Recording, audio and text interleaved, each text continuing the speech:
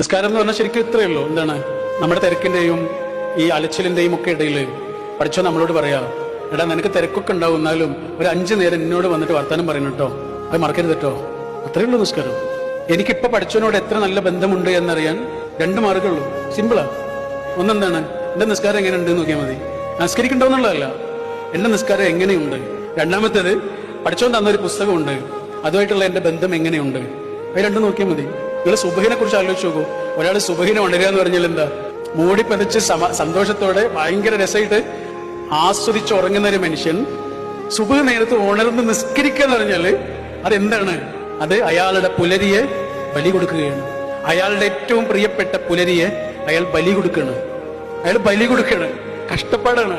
പക്ഷെ ആ കഷ്ടപ്പെട്ട് ഏറ്റവും പ്രിയപ്പെട്ട മകനെ ഇബ്രാഹിം നബി ബലി കൊടുക്കാൻ തയ്യാറായതുപോലെ അയാൾക്ക് ഏറ്റവും ഇഷ്ടപ്പെട്ട ഉറക്കത്തെ, പുലരിയെ അയാൾ ബലി കൊടുക്കുന്ന പരിപാടിയാണ് സുബഹി നിസ്കരിക്കുക എന്ന് പറഞ്ഞാൽ. അപ്പൊ നിസ്കാരങ്ങൾ ശരിക്ക് പഠിച്ചവനോടുള്ള നമ്മുടെ കണക്ഷനാണ്. അതിനെന്ത് വേണം? അതിനാ ക്വാളിറ്റി ടൈം വേണം. അത്രയേ ഉള്ളൂ. പഠിച്ചവനോടുള്ള ബന്ധം നിലനിർത്താൻ പഠിച്ചവനൊരൊറ്റ വഴിയെ പറഞ്ഞെന്ന്, പഠിച്ചവനോടുള്ള ക്വാളിറ്റി ടൈം. മനുഷ്യന്മാരോടുള്ള ബന്ധം നിലനിൽക്കാനുള്ള ഏറ്റവും നല്ല മാർഗവും എന്താണ്? Quality time. എപ്പോഴാണോ അതിങ്ങനെ കുറഞ്ഞു പോകുന്നത്, അതിനനുസരിച്ച് നമ്മുടെ ബന്ധങ്ങൾ കുഴപ്പത്തിലാവും.